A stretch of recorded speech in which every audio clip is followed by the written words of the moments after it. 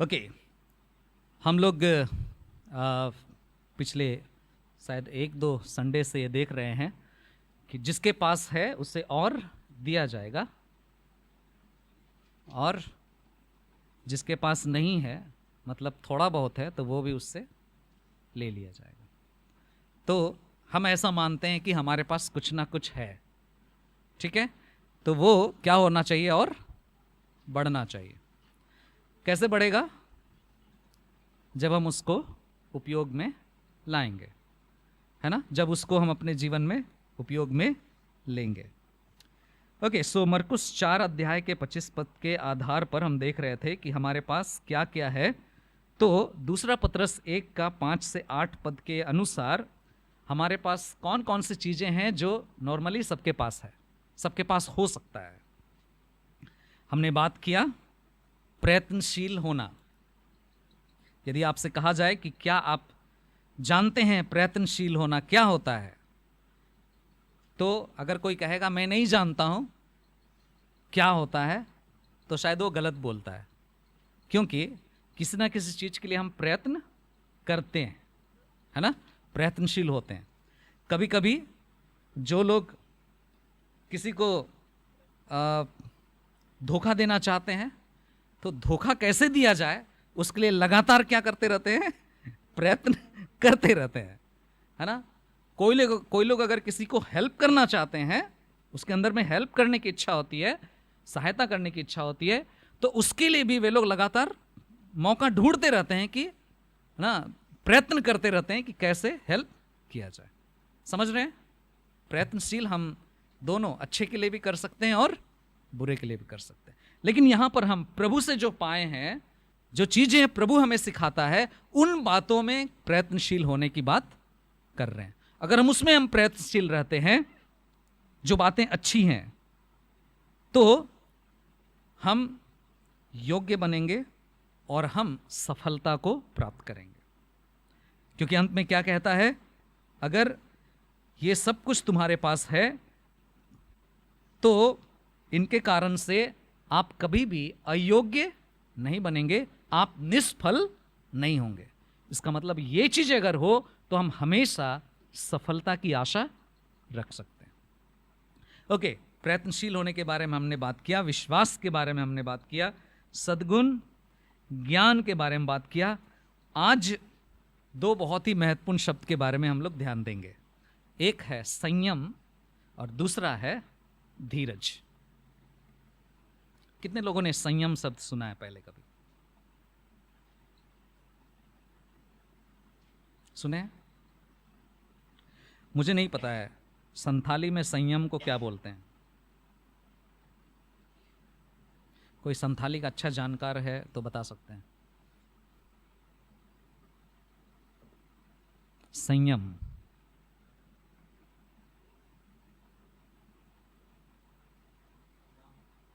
हाँ, संभड़ाओ।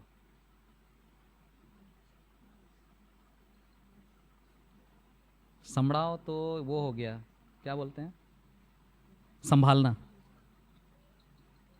बहुत सारे शब्द हमें संथाली में नहीं मिलते हैं। कभी कभी मैं गांव वगैरह जाता हूं तो वहाँ समझाने की कोशिश करता हूं तो समझ में नहीं आता, फिर उसको व्याख्या करके बताना पड़ता है कि इसका मतलब ये है। संयम का एक दूसरा शब्द आपको बता रहे हैं जिससे आप संयम को समझ सकेंगे। जल्दबाजी ना करना, उतावली ना होना। समझ रहे बात को?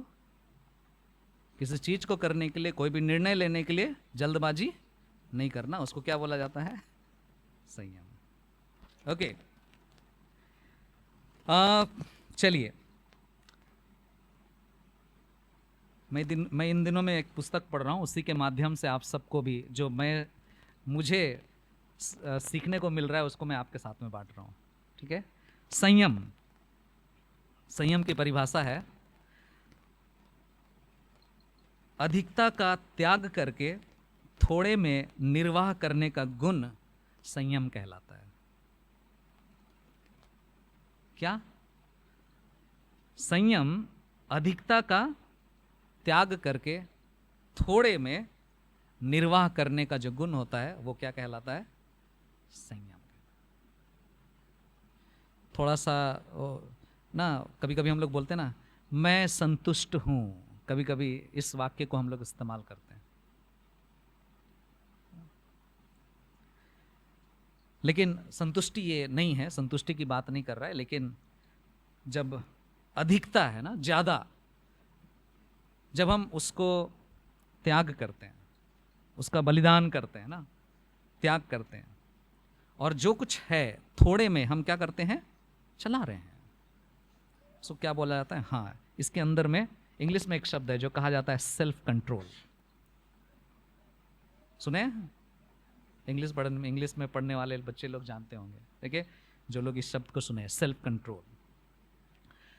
संयम के बारे में कुछ एक बातों को जल्दी से सुनेंगे हम लोग और समझने का प्रयास करेंगे। सबसे पहले हम लोग निकालेंगे पहला कुरिन्थियों उसका 9 अध्याय उसका 25 पद। आपको लगता है संयम की आवश्यकता है मसीह जीवन में? कभी कभी संयम खोते हैं हम, हाँ? तो वचन क्या कहता है इसके बारे में, इसे हम देखेंगे। पहला कुरिन्थियों अध्याय 9 और उसका 25।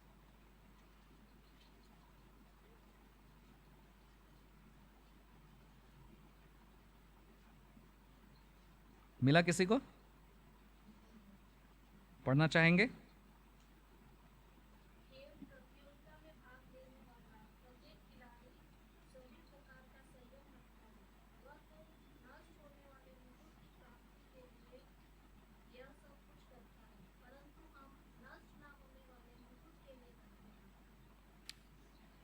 ओके, यहां पर जो शब्द इस्तेमाल किया गया है क्या है?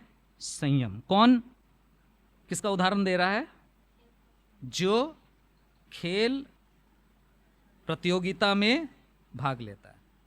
कितने लोग कभी कभी कुछ ना कुछ खेले, कुछ ना कुछ खेले? दायां बायां कोई भी हाथ दिखा सकते हैं, हाँ? खेले हैं? स्पोर्ट्स में भाग लिए हैं स्कूल में? ओके, कुछ लोग नहीं भाग लिए हैं, वो बोले कि हम लोग के समय में तो खेल नहीं होता था। लेकिन किसी भी स्कूल में, किसी भी उसमें ना, खेल प्रतियोगिता वगैरह होता है, भाग लिए होंगे।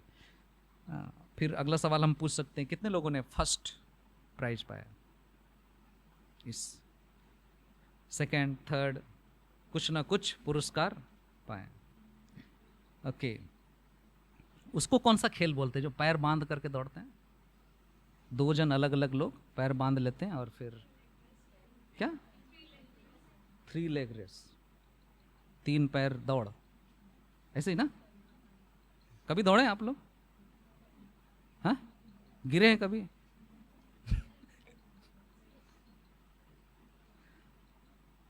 किसी के साथ खेल में भाग लेना और अकेले, है ना, 100 मीटर रेस, हर्डल रेस, बाधा दौड़, दौड़े हैं बाधा दौड़? हाँ, एक बार तो मैं 10 अलग अलग बाधा रखा हुआ था, 9 तो पार कर लिया, 10वां नहीं पार किया, बीच से घुस करके पार करके मैं आगे बढ़ गया।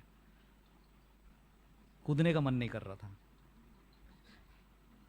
तो मुझे पहले ही बाहर कर दिया गया, हटो। खेल के बहुत सारे नियम होते हैं, है ना? बहुत सारे नियम होते हैं। रिले रेस दौड़े होंगे, हाँ जी? सो हम समझ रहे हैं, खेल प्रतियोगिता में भाग लेने वाला प्रत्येक खिलाड़ी सभी प्रकार का संयम रखता है, सभी प्रकार का संयम रखता है। उस डिटेल में नहीं जाएंगे हम, लेकिन शायद हमारे ध्यान में आ रहा है किन किन चीज़ों का संयम रखता है वो, ठीक है? केवल मैदान में नहीं, जब प्रतियोगिता में है केवल वहाँ पर नहीं, उसके अलावा भी जब वो घर में रहता है, जब वो सुबह उठता है, जब वो अन्य काम कर रहा होता है, जब कुछ वो खा रहा होता है, हर समय वो, अगर उसको जीतना है, क्या करना पड़ता है? बहुत सारी चीज़ों में संयम रखना पड़ता है। ओके, पहली बात जो हम संयम के बारे में यहाँ सीखते हैं, संयम एक ऐसा व्यक्तिगत गुण है या ऐसी विशेषता है जो आपको सर्वोच्च व्यक्ति बनाने के लिए, सर्वोच्च प्रतिफल प्राप्त करने के योग्य बनाती है। यदि आप संयम रखना जानते हैं, संयम रखते हैं, तो जैसा हम यहाँ पर देख रहे हैं, खेल प्रतियोगिता में जो भाग लेता है, संयम रखता है, तो वो जीतता ही है, वो हारता नहीं है। ठीक है, वो जीतता ही है। जो ज्यादा संयम रखता है वही क्या करेगा, जीतेगा। उसी के अंदर में निरंतरता रहती है। यहां वचन ये भी कहता है कि जो खेल प्रतियोगिता में भाग लेते हैं वे तो नष्ट होने वाले मुकुट के लिए संयम रखते हैं। किसके लिए? एक शिल्ड के लिए, एक ट्रॉफी के लिए, या फिर कुछ मिलेगा उसके लिए वे लोग दिन रात एक कर देते हैं और संयम रखते हैं, सेल्फ कंट्रोल रहते हैं। लेकिन जब हमारी बात होती है तो हम किसकी बात कर रहे हैं? हमारा मुकुट कैसा है? नष्ट नहीं होने वाला है। हमें जो नाम मिला है, हमें जो पहचान मिली है, हमारे पास जो जीवन है, वो कभी नष्ट होने वाला नहीं है। और उसके लिए हमें कितना संयम रखने की जरूरत है, कितना संयम रखने की जरूरत है। मतलब आत्मिक जीवन में जब हम बढ़ना चाहते हैं, जरूर आत्मिक राज्य में हम एक दूसरे के साथ कोई प्रतियोगिता नहीं कर रहे हैं, लेकिन संसार में जब रहते हैं, मसीहियों के साथ जब रहते हैं, तो ऐसा लगता है कि हम लोग एक दूसरे के साथ क्या कर रहे हैं? प्रतियोगिता कर रहे हैं, उस तरीके से करते हैं। लेकिन हमारी प्रतियोगिता एक दूसरे के साथ नहीं है।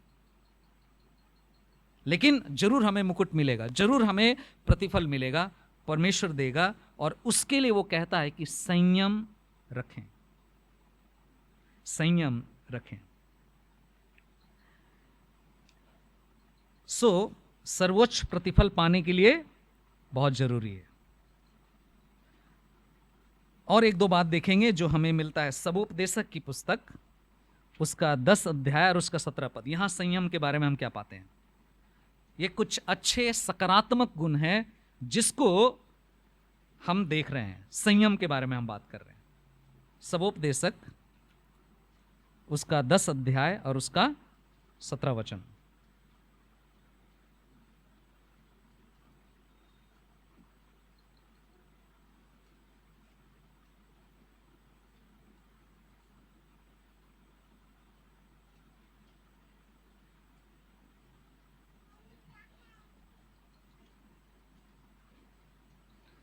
मिल गया?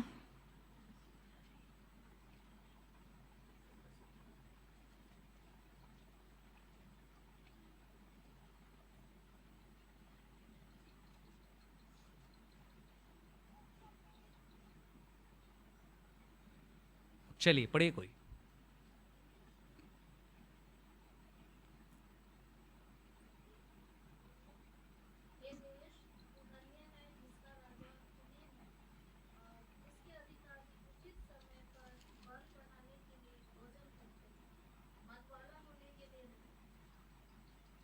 ओके, क्या देखने को मिलता है यहां पर?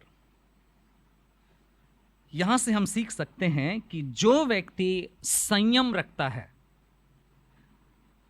उसके पास एक ऐसा गुण है, ऐसा व्यक्तिगत और विशेषता है जो उचित समय पर जो सौभाग्य है या जो अवसर है उसका आनंद उठा सकता है। संयम आपको या मुझे उचित समय पर सौभाग्य या अवसर का आनंद उठाने में सहायता करता है। यहां कहता है, हे देश धन्य है जिसका राजा कुलीन है और जिसके अधिकारी उचित समय पर बल बढ़ाने के लिए भोजन करते हैं। मतवाले होने के लिए नहीं, ना केवल ये, लेकिन यहां पर एक और बात भी हम सीख सकते हैं। संयम एक ऐसा व्यक्तिगत गुण है जो मनुष्य को अपना बल बढ़ाने के लिए एक अच्छा अवसर दिलाता है। अगर हम संयम रखते हैं, हमें अवसर मिलेगा, हम उस अवसर का फायदा उठा सकते हैं, उसका लाभ उठा सकते हैं। जैसे यहां कहता है ना कि जिसके अधिकारी उचित समय पर बल बढ़ाने के लिए भोजन करते, मतवाले होने के लिए नहीं।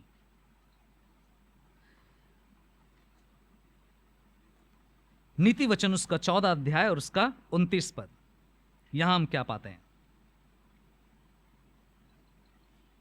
नीति वचन उसका 14 अध्याय और उसका 29 वचन।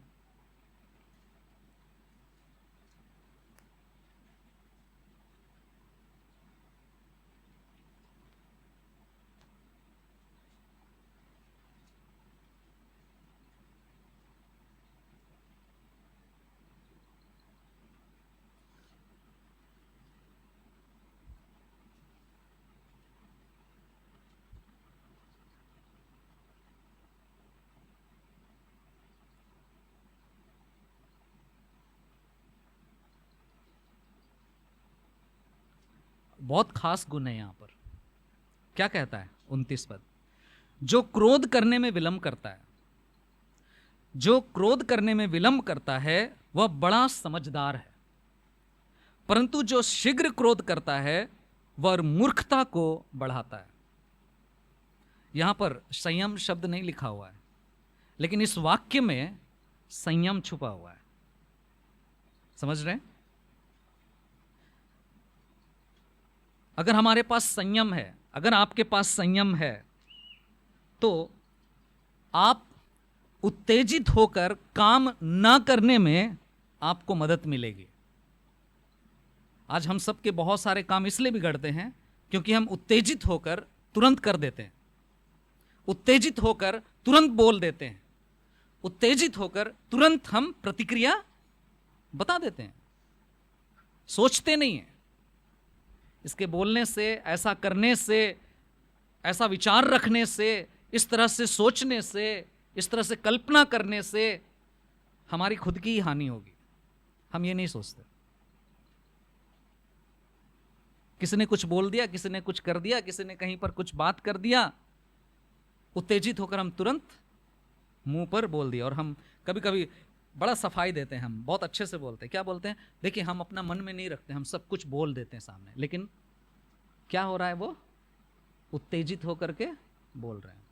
आपको पता नहीं है, उसी बात को लेकर आप 2 दिन के बाद, आप साल भर सोचते रहेंगे, क्यों जो बोल दिए, क्यों जो ऐसा कर दिया। संयम बहुत जरूरी है। उत्तेजित होकर कार्य न करने में सहायता करती है, सतर्क करती है। संयम आपको सतर्क करता है। क्या संयम? वो संयम है हमारे पास। अगर हम संयम रखेंगे, हम सावधान रहेंगे, सतर्क रहेंगे, आगे क्या होने वाला है, आगे क्या बात आने वाली है, लोगों की क्या प्रतिक्रिया होने वाली है, चाहे व्यक्तिगत जीवन हो, लोगों की। कभी कभी होता है ना, जब गर्म रहता है, बातचीत होती है ना, किसी भी बात के बारे में जब कोई समाधान होता है, बातचीत होती है, तो उसमें क्या होता है ना, किसी ने कुछ बोला तो हमारी आदत है ना तुरंत बीच में घुस जाना और क्या करना? बोलना। इसके बजाय कि ठीक है आप बोल लो, पहले कितना बोलना है, आप पहले सब बोलो। आप चुपचाप आप एक लिस्ट बनाते जाइए कि अच्छा इसके बारे में मुझे बोलना है, उसके बाद ठीक है इसने ये कहा, अच्छा इसके बारे में हमें ये सफाई देना है, अच्छा ठीक है तीसरी बात ये है ना।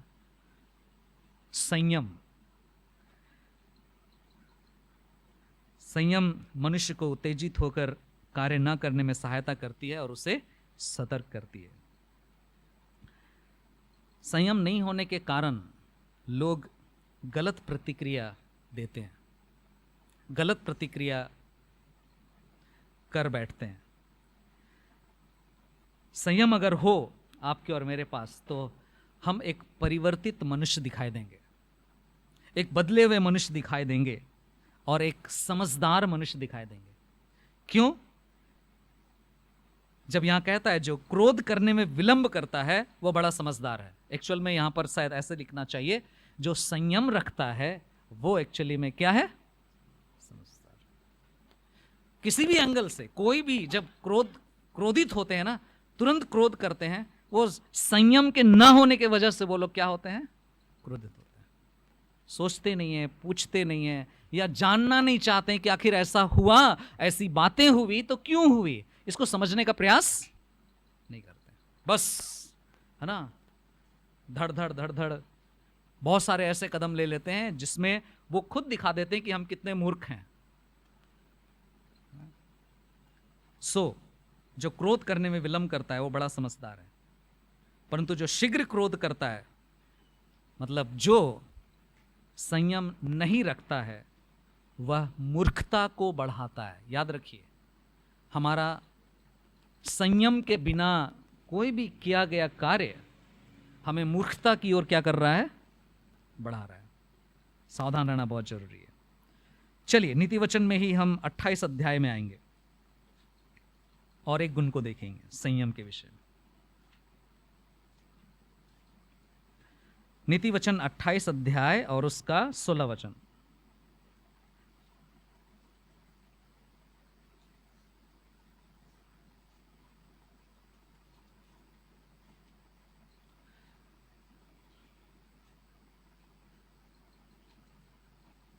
पढ़ सकते हैं, कोई भी पढ़ दीजिए।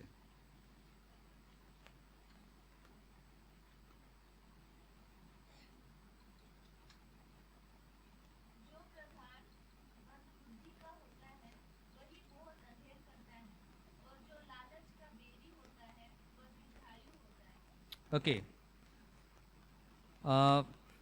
अगुवे के विषय में बात हो रही है, जो अगुवाई करते हैं ऐसे लोगों के बारे में। अधिकारी के विषय में बात हो रही है।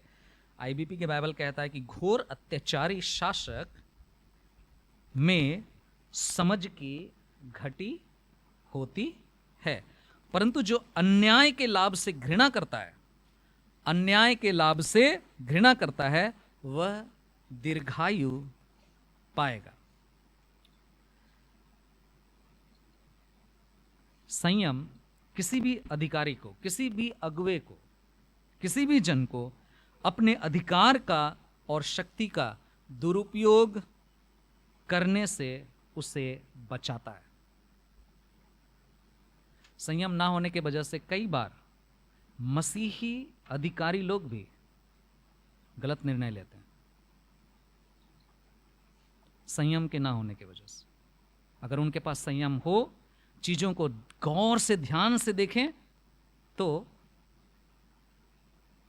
थोड़ा सोचे विचार करें, उसके बाद फिर अगर निर्णय लें तो सही निर्णय ले सकते हैं।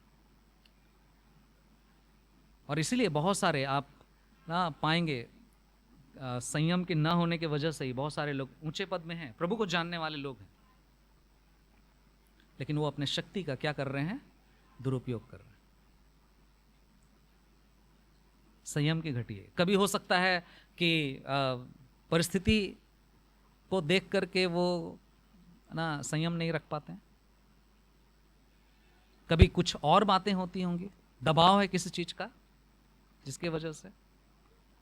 तो संयम आपको आपके अधिकार का, आपकी शक्ति का दुरुपयोग करने से आपको बचाएगा, और इसलिए संयम बहुत जरूरी है। इसी पद में हम एक और बात को पाते हैं कि व्यक्तिगत संपत्ति जमा करने से भी ये रोकता है।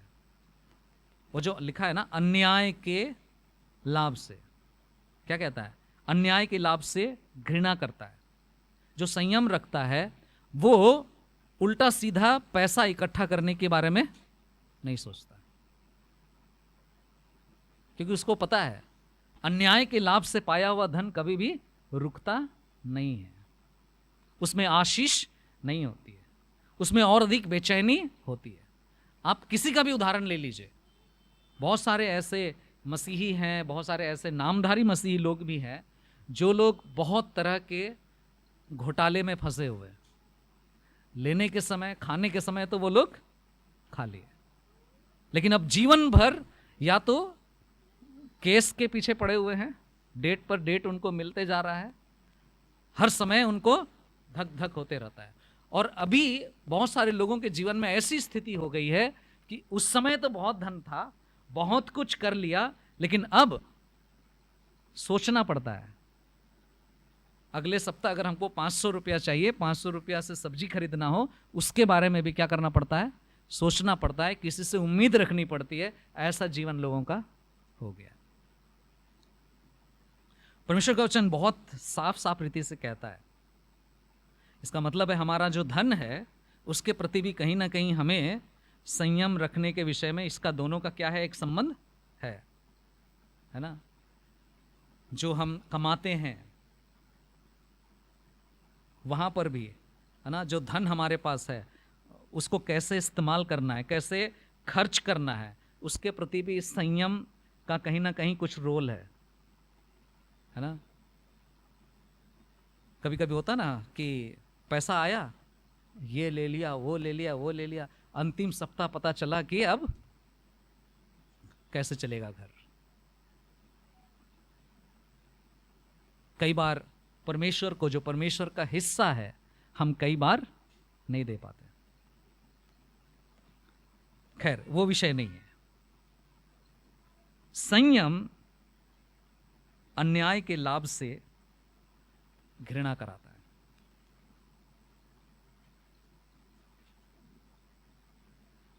अगर हम अन्याय के लाभ से घृणा करते हैं, उसमें संयम का कार्य होता है और हम दीर्घायु को पाएंगे, जीवन को प्राप्त करेंगे।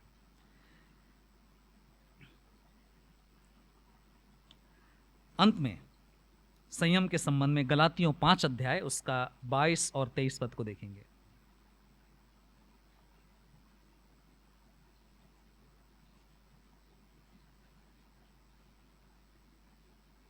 गलाती उसका 5 अध्याय 22 और 23 पद।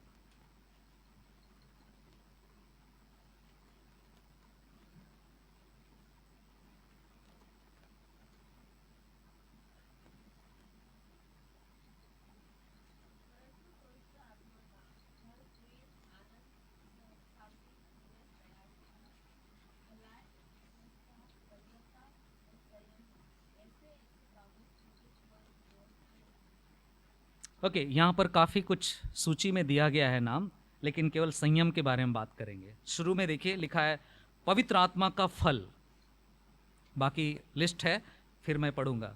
संयम है, पवित्र आत्मा का फल क्या है, संयम। कहने का मतलब है संयम वो व्यक्तिगत गुण है जो पवित्र आत्मा के स्थायी प्रभाव द्वारा आता है। हमें प्रार्थना करना चाहिए कि हमारे अंदर जो संयम हो वो पवित्र आत्मा के फोर्स से तैयार हो, ना कि हमारे फोर्स से। एक संयम है जो हमारे अंदर अपने आप ही क्या होता है, डेवलप होता है, जिसको हम जानते हैं कि क्या करना चाहिए क्या नहीं करना चाहिए। लेकिन अगर उसमें हम मदद मांगते हैं, प्रभु हमारे पास आपके आत्मा के द्वारा संयम रखने में आप हमारी क्या करें, मदद करें, तो वो एक पवित्र आत्मा के द्वारा दिया जाने वाला क्या होगा, संयम होगा। देख रहे हैं यहां पर पवित्र आत्मा का फल है संयम। क्या वो डेवलप हुआ है हमें? शारीरिक रीति से, मानसिक रीति से हम खुद कितना संयम रह सकते हैं वो शायद होगा हमारे पास, लेकिन आइए पवित्र आत्मा को हम कहें कि पवित्र आत्मा आप किस तरह से चाहते हैं कि मैं संयम रखूं मेरे हर एक मामले में, क्योंकि ये पवित्र आत्मा के स्थायी प्रभाव से आता है और बहुत सुंदर गुण है। पवित्र आत्मा का फल है संयम। तो इस संयम का होना बहुत जरूरी है। दूसरा शब्द हम देखेंगे धीरज। जल्दी से 3 बातों को देखेंगे। धीरज क्या है? कितने लोगों को धीरज रखना आता है?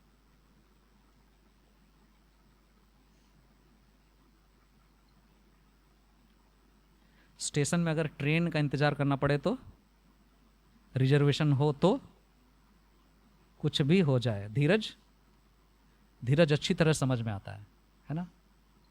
नहीं समझ में आता है? परेशान होते हैं अलग बात है।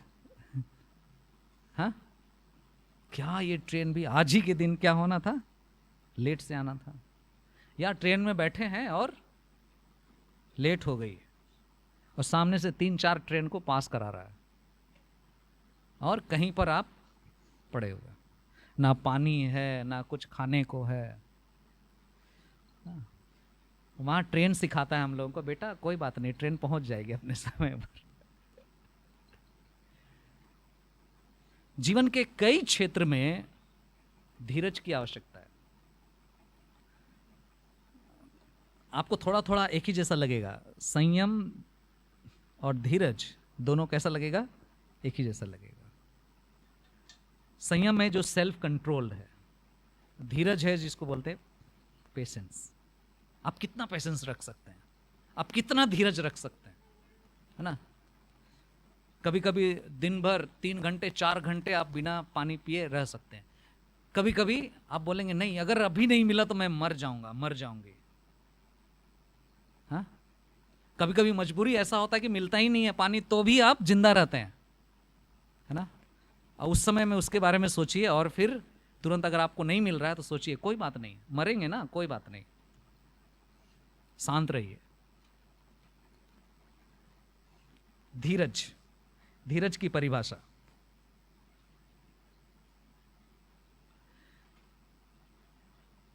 देरी या अयोग्यता को सहन करने का स्वभाव धीरज कहलाता है। अयोग्यता को सहन करने का जो स्वभाव है वो धीरज कहलाता है। धीरज रखने का मतलब है चाहे विरोध हो, कठिनाइयां हो, दुख मुसीबत हो, फिर भी स्थिर बने रहना धीरज कहलाता है। धीरजवंत मनुष्य दुख हो या किसी तरह की परीक्षा हो, बिना कुड़कुड़ाए सहन करता है, उसको कह सकते हैं कि इसमें धीरज। अब बताइए कितने लोग नहीं कुड़कुड़ाते हैं, कितने लोग नहीं कुड़कुड़ाते हैं।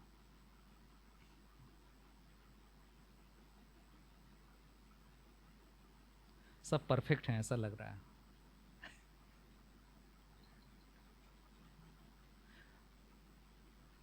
रोड पर गए, टोटो नहीं मिल रहा है,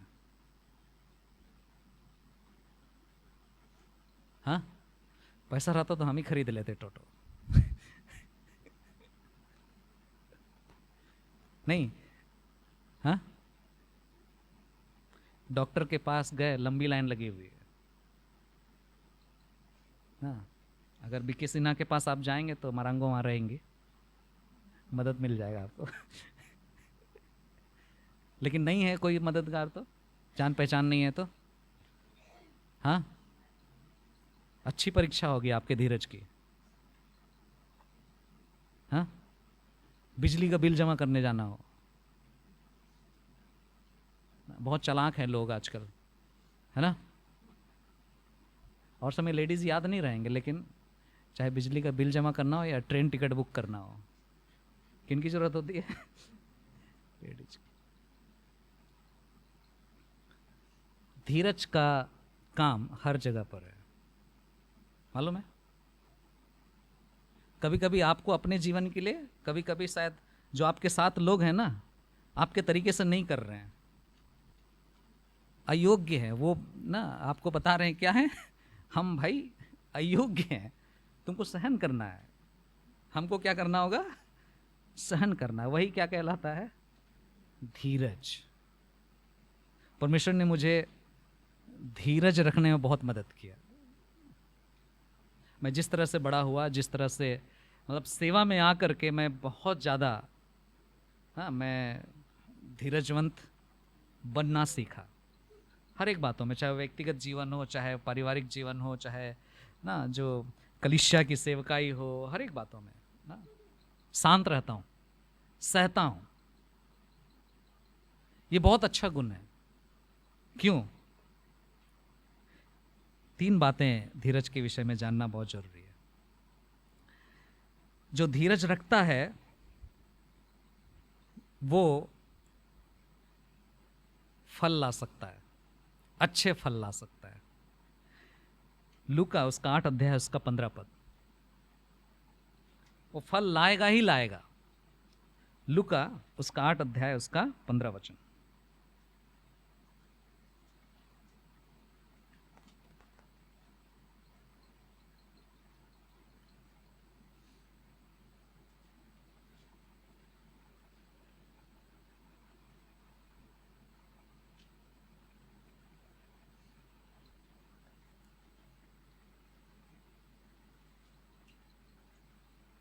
क्या लिखा है? सब साथ मिलकर पढ़ें, मिल गया तो चलिए पढ़ते हैं।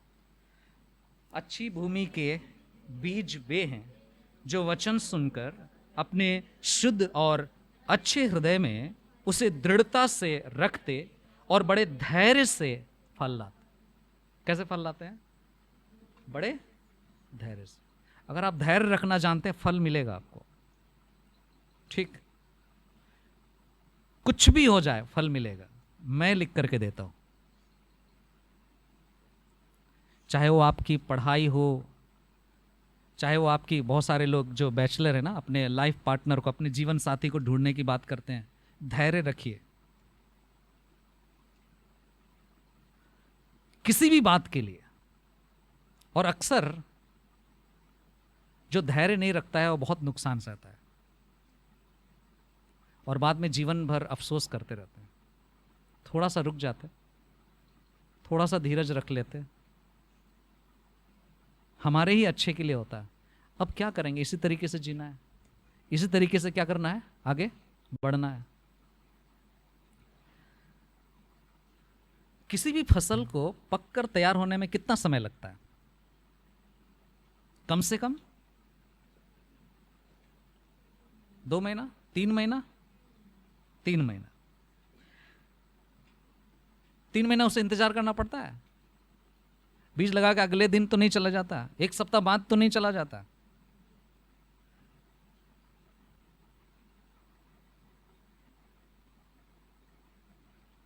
बहुत जरूरी है कि हम अच्छी फसल चाहते हैं तो क्या करें?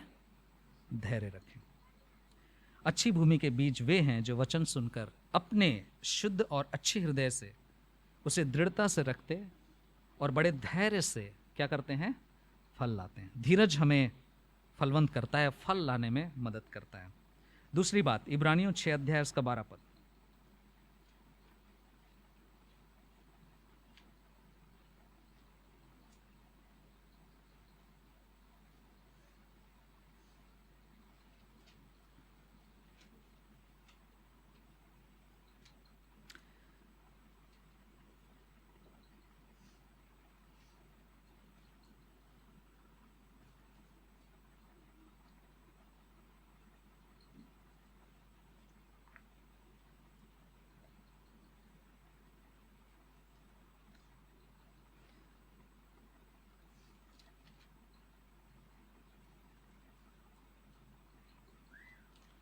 इब्रानियों 6 अध्याय उसका 12 पद। जिससे कि तुम आलसी ना हो जाओ, परंतु उनका अनुकरण करो जो विश्वास और धीरज के द्वारा प्रतिज्ञाओं के उत्तराधिकारी हैं। किसके कारण प्रतिज्ञाओं के उत्तराधिकारी हैं? धीरज के द्वारा। ठीक है, अगर हमारे पास धीरज है तो परमेश्वर की जो प्रतिज्ञाएं हैं उसके हम क्या बनेंगे? उत्तराधिकारी बनेंगे। ओके, धीरज वह व्यक्तिगत गुण होता है जो आपको अच्छी वस्तुओं का वारिस बनाता है, उत्तराधिकारी बनाता है। भजन संहिता में एक और बात लिखा हुआ है जो 37 अध्याय में हम पाते हैं। भजन संहिता उसका 37 अध्याय उसका 7 और 9 पद इसी से संबंधित बात है, प्रतिज्ञाओं के उत्तराधिकारी होने के संबंध में। भजन संहिता 37 अध्याय और उसका 7 वचन लिखता है, यहोवा के सामने चुपचाप रह और धीरज से उसकी प्रतीक्षा कर। हमारे जीवन की कोई भी मामले हो, कोई भी बात हो, कोई भी निर्णय हो, क्या कर?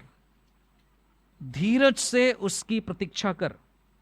उस मनुष्य के कारण न कुड़ जिसके काम सफल होते हैं और वह बुरी युक्तियों को निकालता है।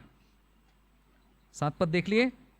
कभी कभी होता है ना, हम लोग दूसरों को देखते हैं, कोई सफलता देख रहा है, सफलता पा रहा है, बढ़ रहा है ना, कुड़ना शुरू हो जाते हैं। अरे वो तो चर्च भी नहीं जाता है, अरे वो तो प्रार्थना भी नहीं करता है, अरे वो तो इस तरह से किया है, फिर भी देखो उसको, कुड़ना शुरू हो जाते हैं। परमेश्वर मना करता है, परमेश्वर मना करता है। परमेश्वर की प्रतीक्षा करने की बात कर रहा है, धीरज रखने की बात कर रहा है। हाँ, 9 पद देखिए, भजन संहिता 37 अध्याय उसका 9 पद। क्योंकि कुकर्मी लोग काट डाले जाएंगे और जो यहोवा की बाट जोहते हैं वे पृथ्वी के अधिकारी होंगे। सो धीरजवंत होना अच्छी वस्तुओं का बारिश बनाता है। और तीसरी बात, दूसरा कुरिन्थियों 6 अध्याय उसका 4 पद। दूसरा कुरिन्थ 6 अध्याय और उसका 4 पद।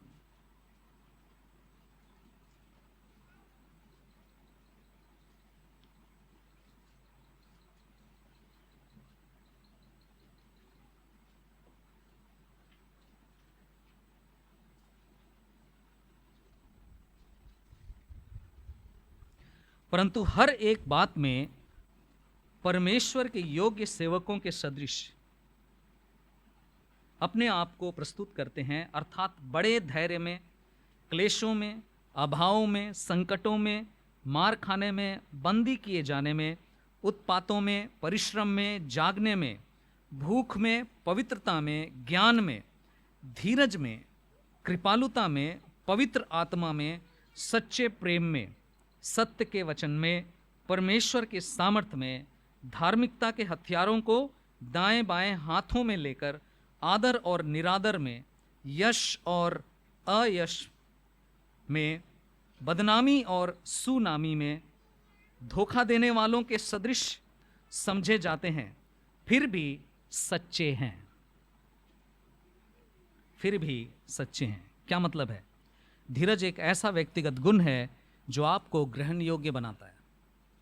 अगर आप धीरजवंत हैं, आप ग्रहण किए जाएंगे, लोग आपको ग्रहण करेंगे, लोगों के आप पसंदीदा बनेंगे, लोग आपको चाहेंगे यदि आप धीरजवंत हैं।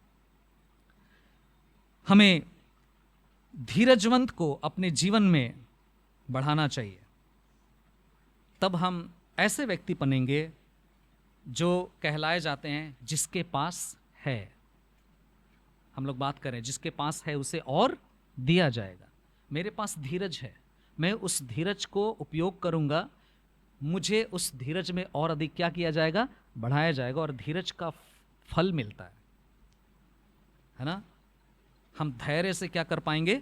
फल ला पाएंगे। धैर्य से हम सम्मान को प्राप्त करेंगे, धैर्य के द्वारा हम ग्रहण किए जाएंगे, धैर्य रखने के द्वारा हम परमेश्वर के द्वारा भी क्या किए जाएंगे? ग्रहण किए जाएंगे। लोगों के द्वारा भी, जो प्रभु के लोग हैं उनके द्वारा भी हम क्या किए जाएंगे? ग्रहण किए जाएंगे। ये अच्छे गुण हैं। अगर हम धैर्य नहीं रखेंगे, अक्सर हमारे अंदर अधैर्य होता है, धीरज की कमी होती है, जिसके कारण से हम बहुत नुकसान सहते हैं। एक दिन की बात है, एक कहानी है जिसको शायद स्कूल में बच्चे लोग सुनते होंगे, हम लोग भी कभी ना कभी सुने होंगे। एक दिन एक किसान जो बहुत कुछ खेती बाड़ी के साथ साथ पशुओं को भी पाला हुआ था और मुर्गियों को भी पाल कर रखा था, और जहाँ वो मुर्गी को रखा था पालने के लिए, वहाँ पर उसे एक सुनहरे रंग का अंडा दिखाई दिया उसको। बोला कि ये किस तरह का अंडा है। गया पास में, उसके बाद उठाया, और वो नॉर्मल जो अंडा होता है उससे थोड़ा सा भारी था। और फिर वो सोचने लगा कोई तो है जो मेरे साथ मजाक कर रहा है, किसी ने इसको क्या कर दिया, यहाँ रख दिया, क्योंकि कभी भी मुर्गी सोने की अंडा तो नहीं देगी। तो उसको उठाया, उसके बाद फिर थोड़ा आगे जा करके थोड़ा दूर उसको, भारी था, थोड़ा दूर उसको फेंकना चाहा। जब फेंकना चाहा तो सोचा कि क्यों नहीं इसको घर जा करके थोड़ा ठीक से देखते हैं। घर लेके गया, पता किया तो वो सचमुच में सोने की अंडा था। बाजार गया, उसको बेचा, बहुत पैसे मिले।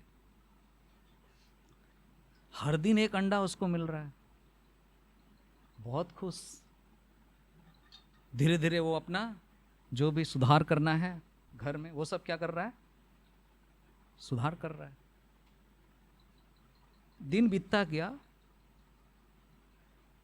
वो बोल रहा है अगर एक बार में मुझे सारे अंडे मिल जाएं तो एक नया बिजनेस हम खड़ा कर सकते हैं।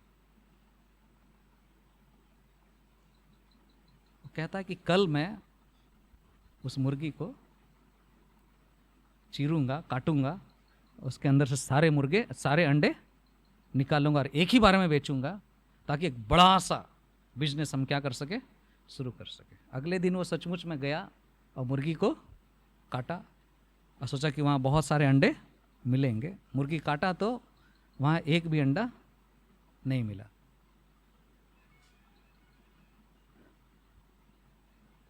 क्या हुआ होगा मालूम है आपको?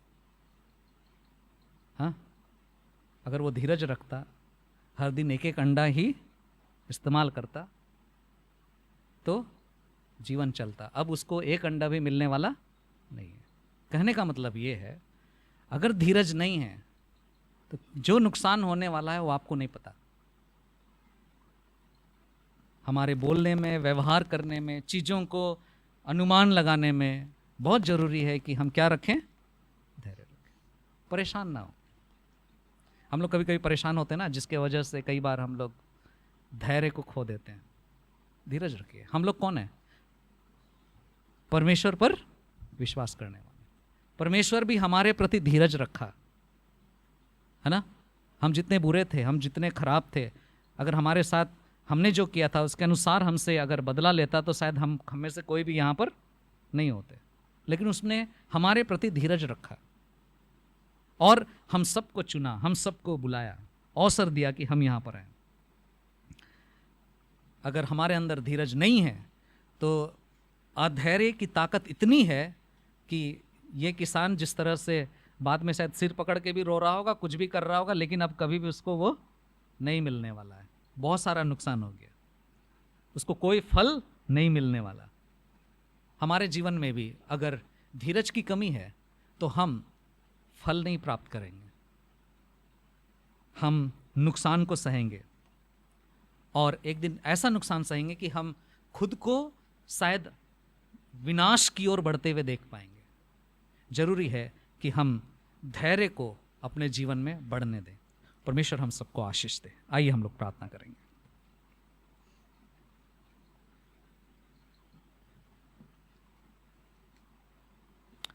दया और अनुग्रह से भरे हुए परमेश्वर, आज के वचन के लिए जो संयम और धीरज के विषय में हमने आपके वचन से सीखा, प्रभु आप हमारी सहायता करें कि हम धैर्य रखना सीख सकें।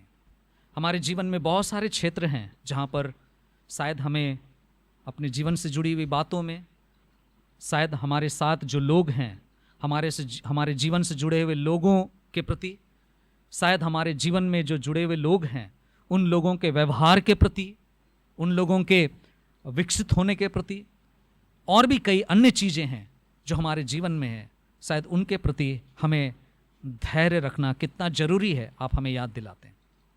क्योंकि अधैर्य हमें विनाश की ओर ले जाता है, विनाश की ओर ले जाता है। प्रभु जी आप हमारी सहायता करें ताकि हम धीरजवंत बनकर आपके द्वारा जो प्रतिफल आप देना चाहते उसको प्राप्त करें, और प्रभु हम आपके लिए एक उत्तम जीवन को व्यतीत करने पाएँ। प्रभु इस वचन की रक्षा करें, हमें आपके मार्ग में चलना सिखाएं। अनुग्रह कीजिए, हम सब पर दया कीजिए, मांगने से बढ़कर करें, हमारी कमजोरियों को आप दूर करें।